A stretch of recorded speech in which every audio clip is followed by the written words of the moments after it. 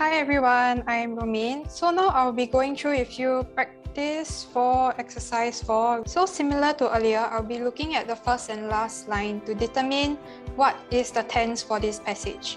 Okay, just looking at this first line, if you have tangled with a head full of ringlets, crimps, or coats, rest assured it is not just you.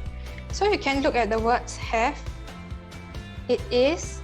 So these are indicating that this passage is most likely going to be in present tense. So just to confirm, let me look at the last line. There's the words may conduct. So this confirms that this passage is going to be in present tense. Okay, let me go on to the first question. Even physicists and engineers can be stumped by curly hair. You can see here, after the words can be, it should be a past participle. So the word cannot be stumped, but stumped with an ed. This is a tenses question. So for this kind of questions, right, they actually love to test irregular verbs, which are basically verbs where you cannot just tack on an ed or d at the end of the word. So this is when it is best to go and memorize the list of irregular verbs in the cheat sheet that Teacher James has shown earlier. Okay, moving on, but with computer and laboratory study, they are learning why a cold, flexible material like hair behaves as it does and how to handle it. You can see here, they said with computer and laboratory, this is two types. So it cannot be study, but studies.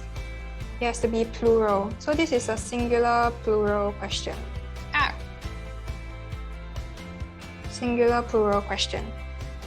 Okay, going on. How a hair shaft curls are influenced by the interplay. You can see this. How a hair shaft curls. This is talking about a method. And to be specific, there's only one method. So it's singular. It cannot be are, but is. This is an SVA question. And for this question, the method is the main subject.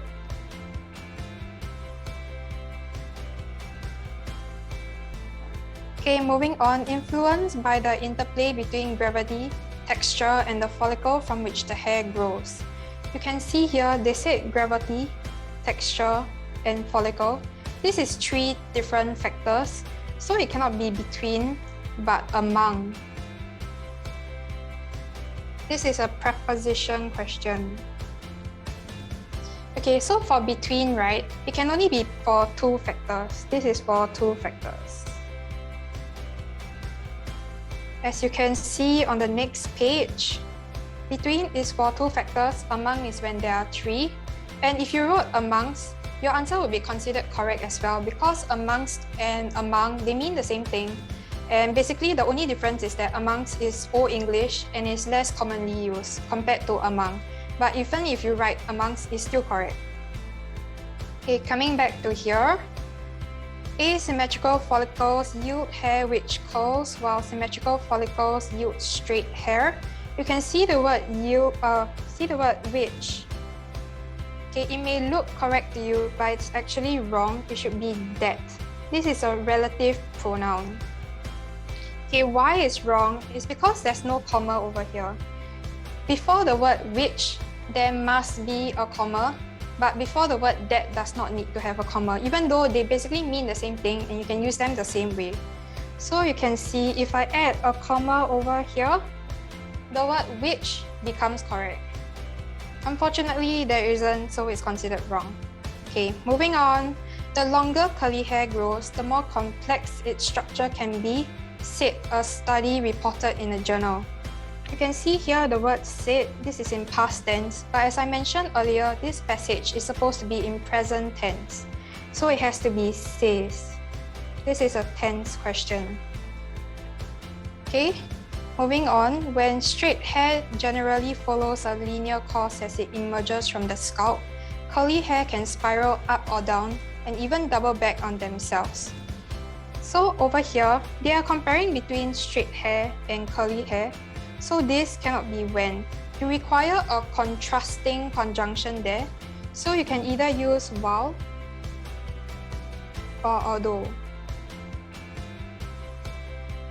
And you have to take note because this wrong word is at the start of the sentence, so your answer also needs to be capitalized or else you'll be marked wrong. Okay, for conjunctions, contrasting conjunctions, there's actually two broad categories you can group them into. The first one is starting conjunctions. So this is when they are the first word of the sentence. So these are some of the examples: despite, however, yet, and although. And the other different type is when they appear in the middle of the sentence, like but, because, whereas, and though.